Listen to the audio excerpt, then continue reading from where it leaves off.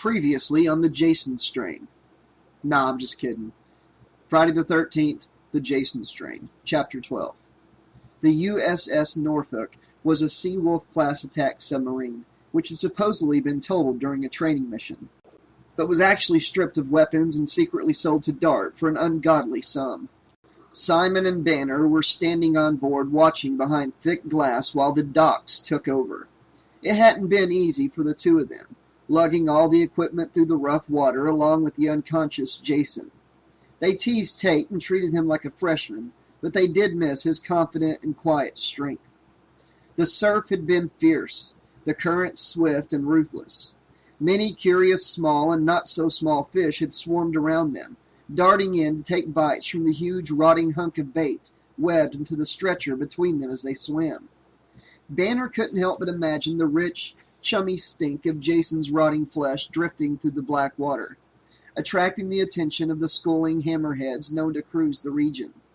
Night dives were always creepy no matter how many times he did them. The feeling of 100 hungry things lurking beyond the range of your pathetic little light was stronger than ever. Banner had never been afraid of the dark on land, not even as a kid. But the pitch-black ocean was the dark on steroids. A vast, cold, and crushing blackness filled with monsters, not to mention the captive monster they carried between them. He had never been so relieved to see the shimmering circle of light beneath the dark bulk of the Norfolk. The docks, 2 guys, and a geeky blonde lady were as happy as kids with a new puppy, swarming excitedly over Jason, and directing Simon and Banner to place him on a rolling stretcher and wheel him over to the airlock of the clean room that had been set up specifically for this mission. Banner and Simon were planning to go get themselves some coffee, to warm up and forget all this nonsense about killers who didn't die, and viruses and immortality. But they found themselves mesmerized by the view through the thick window into the stark white clean room, the high-tech lab that housed their special cargo. Dr. Kane's pet virus didn't look like much, just a small glass container like a high-tech jelly jar, plastered with biohazard stickers and encased in a heavy plexiglass box with 2 pairs of black rubber gloves protruding from holes on either side like some kind of weird funhouse display. The docs all geared up in their creepy white spacesuits and went to work, pushing Jason into the center of the lab. Above their heads, a flat screen showed a stunning close-up of that foxy Dr. Kane. Sleek, dark hair pulled back in a stern bun, and looking as calm and steely-eyed as ever. She was so ridiculously hot, and her bitchy demeanor seemed to make her that much sexier. Banner couldn't hear what she was saying, but he could tell she was ordering the 3 lesser doctors around like maids. He couldn't help but imagine how it would be to have her order him around like a maid. Banner shifted from foot to foot and tried to stay focused on that pleasant fantasy, rather than looking too closely at what the white coats were doing to Jason, with scalpels and needles. Unfortunately, it was impossible. It was all so horribly fascinating. The doctors unscrewed the camera rig and unhooked the tranquilizer collar, planting a subcutaneous tracking device into his neck below the left ear. But when they went to remove the cracked hockey mask, morbid curiosity got the better of Banner, and he had to see what lay beneath. Jason's face, when it was finally revealed, was appallingly wrong, profoundly misshapen, covered with weird asymmetrical knots of bone and thick, puckered scar tissue. Thin, brittle wisps of colorless hair dotted the patchy scalp. The slick, grayish skin reminded Banner of a dirty wad of chewing gum. Some rift, like a crooked cleft palate, pulled the blackened lips up and to the left, revealing teeth like broken tombstones. One eye was nothing but a yawning socket filled with dry, withered strands that looked like the chewed end of one of those disgusting bully sticks that Banner's wife was always buying for their mastiff, Lulubelle. The other was mercifully closed, and whatever passed for consciousness inside that unnatural killer remained hidden beneath the ragged, crusty lid. Banner still could not bring himself to look away, as one of the doctors sliced carefully into the rotten, patchy skin of Jason's scalp, and began to peel down the flesh covering his lumpy head until it flopped down over his deformed face like a cheap Halloween mask. Using a bulky electric bone saw to remove the top of Jason's skull, the doctor revealed the bruised black and gelid contours of Jason's brain. Dr. Kane smiled on the video screen and directed her spacesuited minion to insert a preposterously long needle into the exposed brain. Banner finally had to turn and look away as thick, clotted pus-like yellow ichors were drawn up into the barrel of the hypodermic. "Christ," he said softly. "You think this fucked up crazy shit is gonna work?" Simon asked. "Make people live forever?" Banner shook his head, watching the doctor inject the fluid into a vial and slip the vial into some sort of complicated machine. "Nah," he said, "that Dr. Kane is a hammer. I'll give her that, but truth be told, she's as nutty as dart." Simon shrugged. "It's a paycheck." The doctors were doing boring doctor shit, peering into microscopes and sucking stuff up into needles and squirting it into other vials. The lady doctor had crudely clamped the top of Jason's skull back on, but had left the loose skin hanging down over his face to go over and attend to a flashing machine. One guy had his hands in the black gloves attached to the virus box, but from his angle, Banner couldn't really tell what he was doing. It looked like he was splicing the stuff from Jason's brain into Dr. Kane's virus. "So, how about that coffee?" Simon finally asked. Suddenly, Jason tore free from the restraints, grabbed a scalpel, and slashed through the white spacesuit of the doctor closest to him. Staining the sterile fabric with spreading crimson. The hanging skin flapped grotesquely as he tossed his head back like a long-haired musician tossing sweaty locks from his face. He pulled the terrified doctor close, jamming the scalpel through the man's hood below the faceplate. The scalpel slid easily through the soft skin under the doctor's chin, the faceplate obscured by a violent spray of blood. Banner thought he saw the scalpel blade shining inside the doctor's wide, screaming mouth. Jason left the scalpel buried in the doctor's throat and pushed him away, then grabbed the electric bone saw and used it to smash through the glass faceplate of the lady doctor to his right. She screamed and shuddered as the whirring bone saw chewed through her nose and eye, traveling through her skull and foraying her frontal lobes. The doctor, with his hands in the gloves, struggled to pull free and run, but he was too slow. Jason grabbed him from behind, tore off the hood of the doctor's protective suit, and smashed his bare head into the virus box with such force that the thick plexiglass shattered violently. "Holy shit!" Banner said. "I ain't going in there," Simon said, eyes huge. "That shit's contaminated." Something was happening to Jason. Dark blood was welling up from every pore, flowing down his cheeks like tears. Blood dripped from his fingertips and down over the doctor's head. A gruff klaxon sounded through the narrow corridors of the ship. Two of the sub's crew members came barreling in, guns drawn. "What the hell is going on in here?" Banner tried to regain some level of control over the rapidly escalating nightmare. "Tell the captain we've got a situation." "A situation?" The larger of the two crew members took one look at the carnage through the glass and made for the airlock door.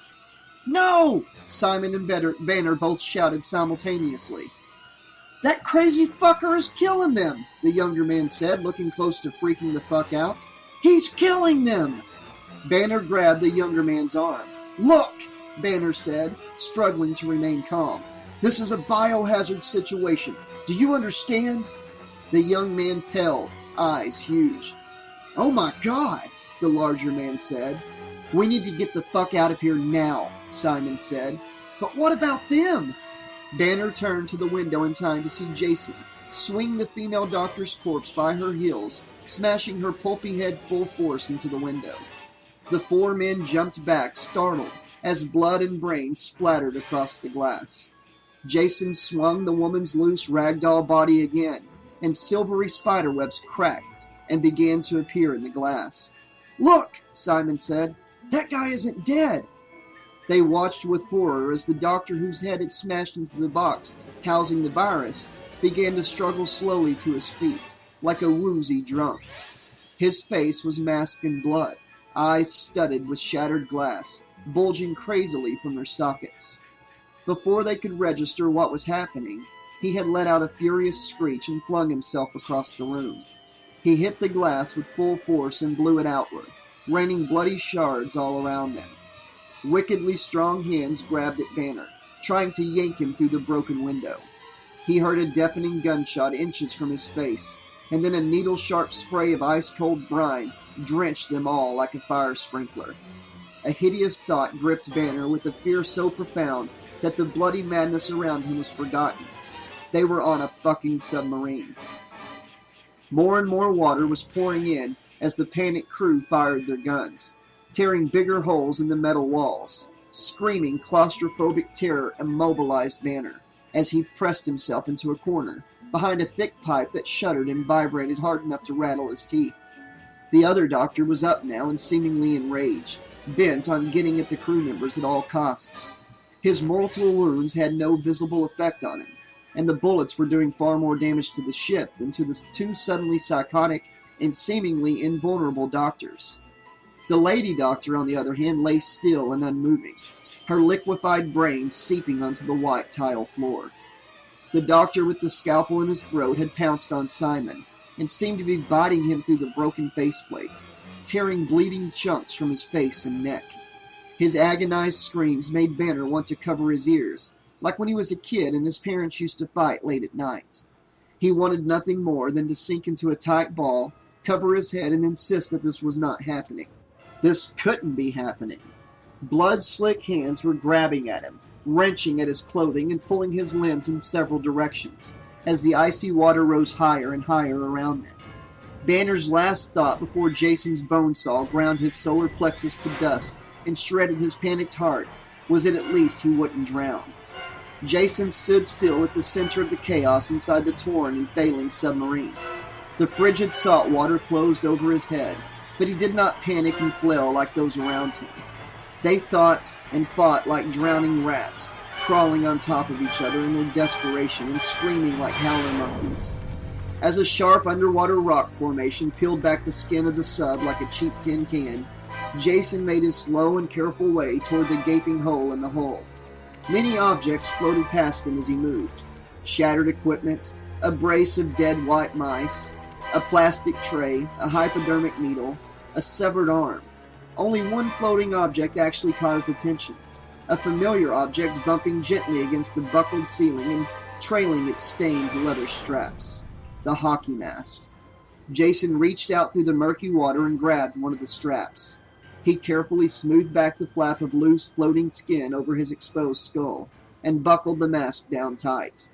It was a short walk back to the island. He did not notice that he was being followed.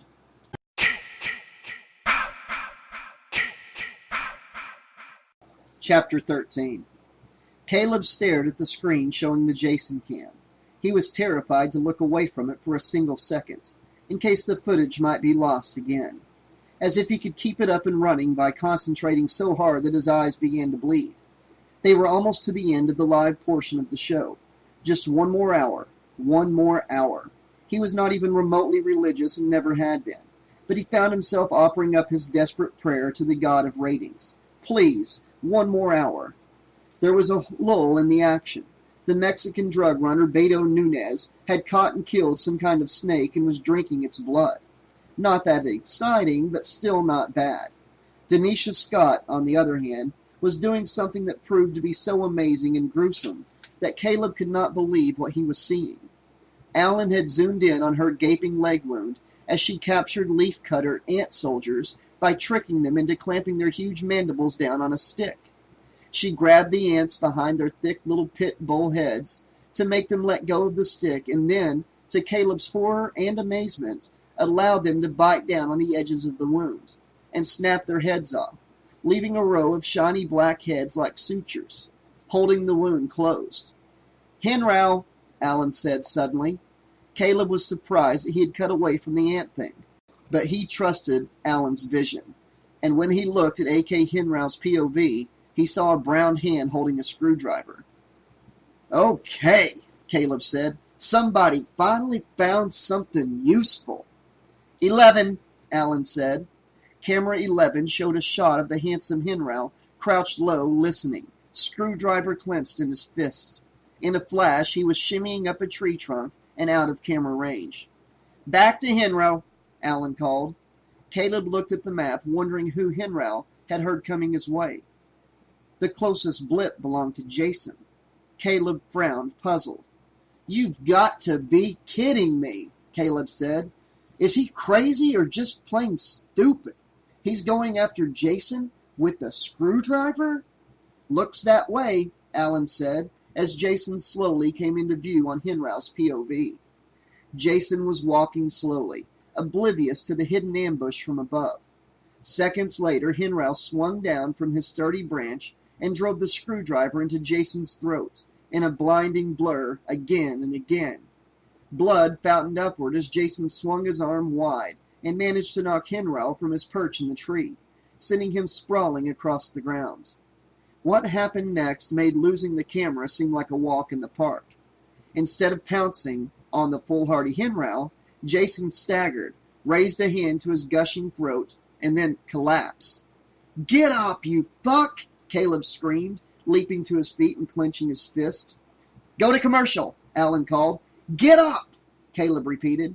Jason did not get up. He lay gasping and gurgling, then shuddered and went still. Are you fucking kidding me? Caleb shouted. You cannot be dead, you son of a bitch! Henrau crept up to the fallen Jason. You ain't so tough now, he said. Mystery guessed my ass. He bent and picked up the machete, looking the nicked and massive blade over before tucking it into his waistband. Then, as if on a whim, he reached across the huge steel body and pulled off the hockey mask.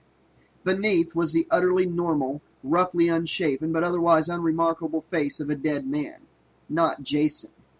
For a long, ticking minute, Caleb experienced something he had never felt in his 3 years of the show running. He was utterly and completely flabbergasted. He could not even come close to making sense of what he was seeing, and had absolutely no idea whatsoever how to react.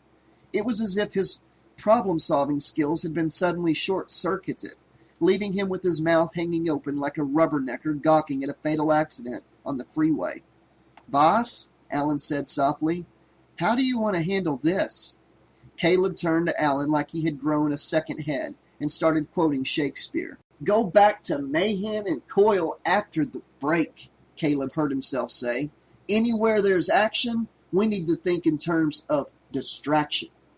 Got it, Alan replied. Gerda, he said into his cell phone. Get me San Jose, and I mean yesterday. We got a major problem. Yes, sir, Gerda said. The crew in the extreme elimination cockpit stared at Caleb, as if he had somehow caused this impossible turn of events. Look, we can roll with this, Caleb said, already slipping his arm into the sleeve of his jacket and struggling to regain something resembling control. Stay with the action and stay frosty. We only need to survive another hour. And then it's Cliffhanger City, and the rest is all fixable in post. Got it? Got it, boss, Alan said. Go, we're fine here, no problems. Right, Caleb said, desperately wanting to believe and failing miserably. I'm going to go find our wayward talent.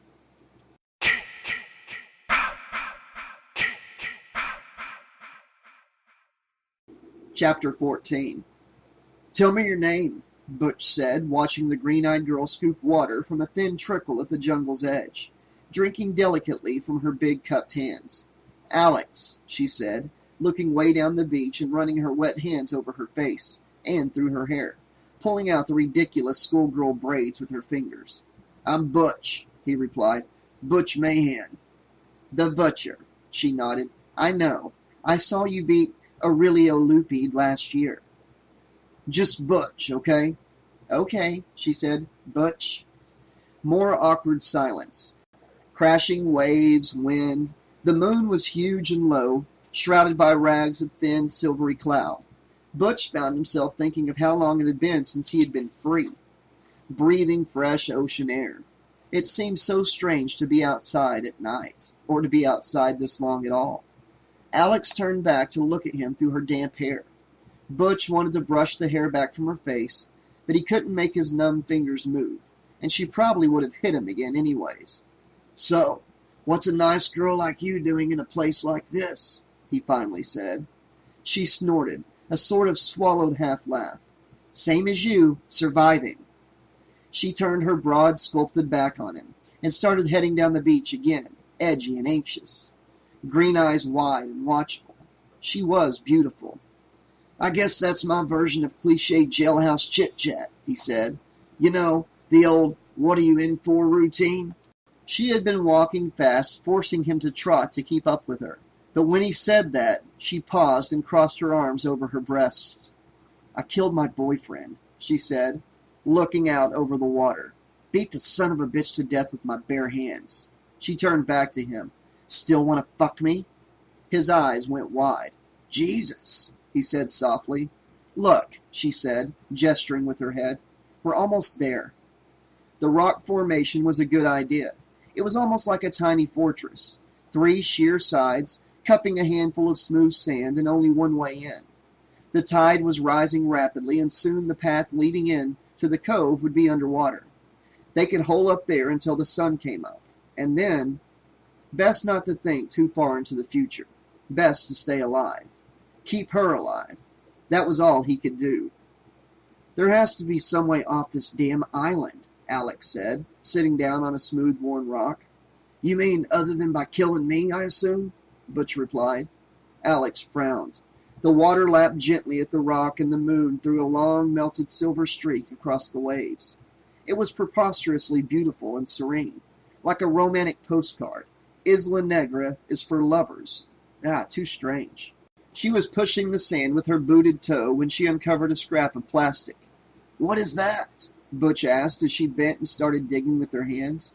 I don't know, she replied, pulling up a heavy black object wrapped in plastic. She tore into the plastic and revealed the surprisingly mundane nature of the mysterious object. It's a frying pan, Alex said, holding it up.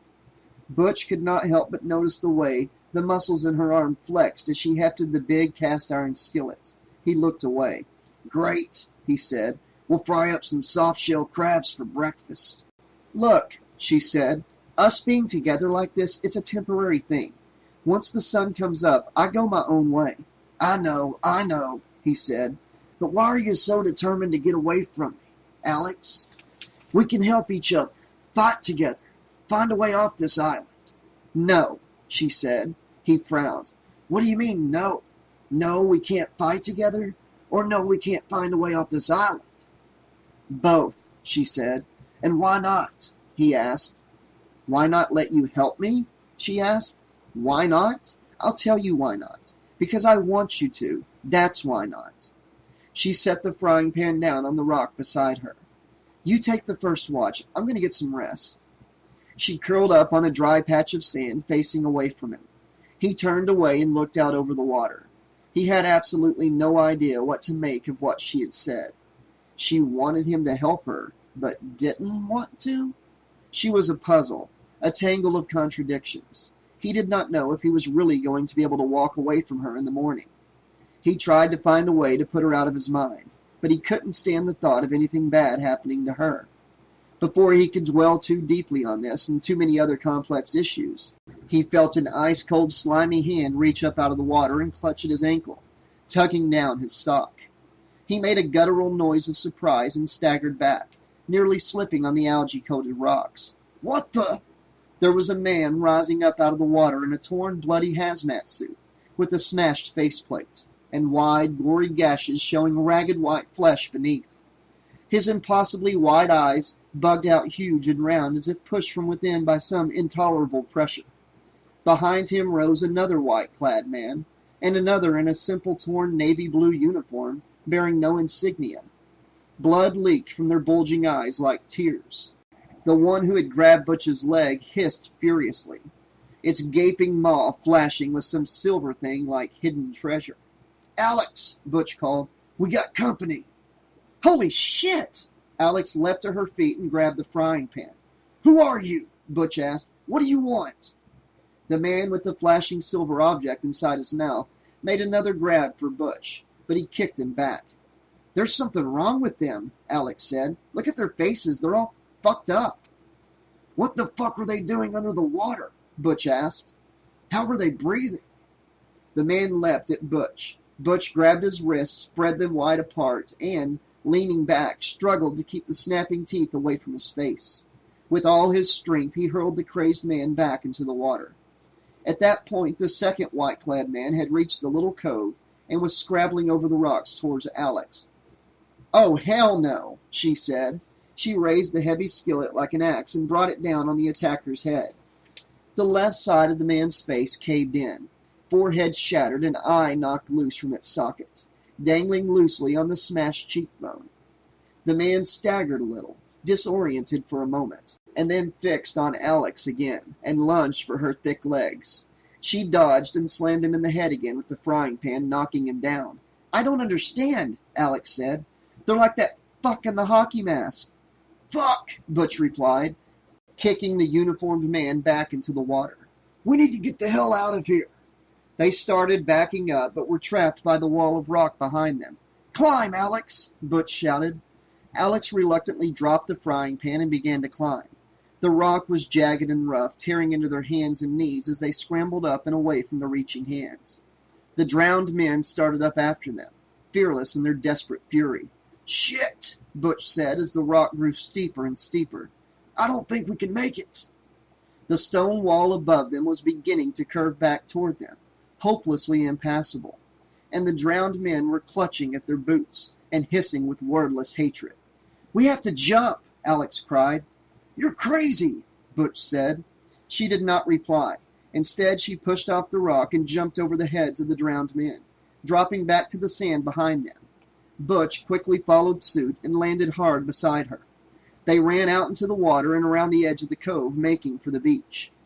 For the second time in one night, Butch found himself running for his life behind Alex, tearing through the jungle with his heart in his throat, screaming inside and close to collapse.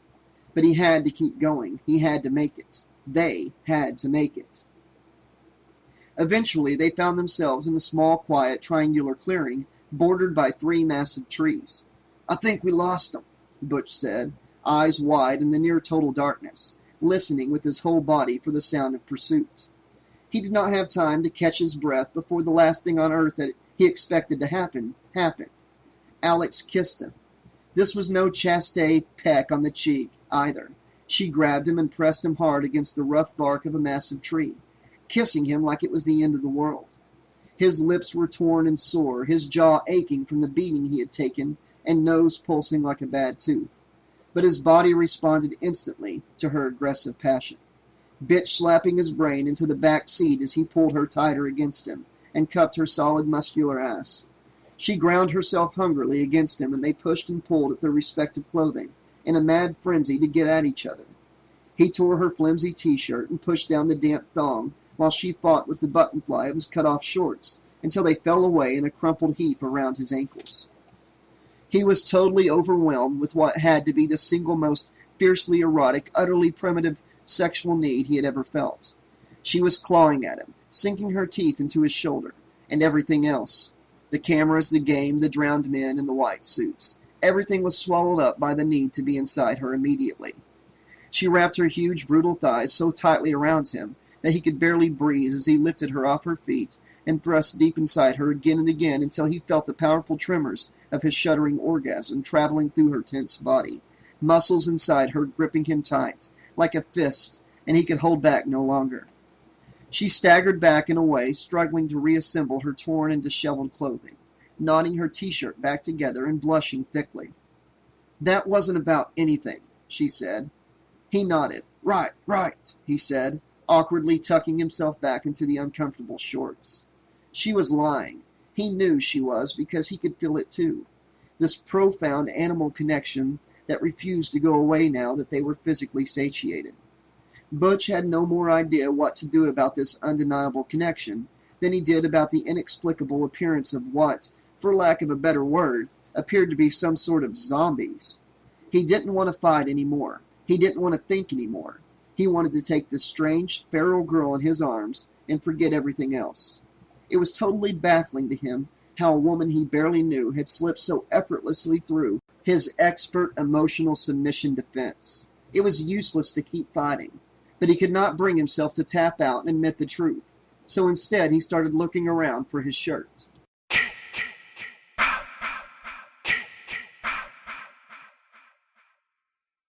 Okay, this has been chapters 12, 13, and 14 of Friday the 13th, The Jason Strain. Kind of a short video today, but that was 3 chapters knocked out. Let me know in the comments section what you think of this whole zombie plotline playing into this story. It kind of came out of left field, so I'm looking forward to hearing what you guys think. I'll be back tomorrow with some more of Friday the 13th, The Jason Strain. Until then, this has been your friendly neighborhood 80s slasher librarian saying, thanks for listening. And don't click that thumbs down button, because it's got a death curse!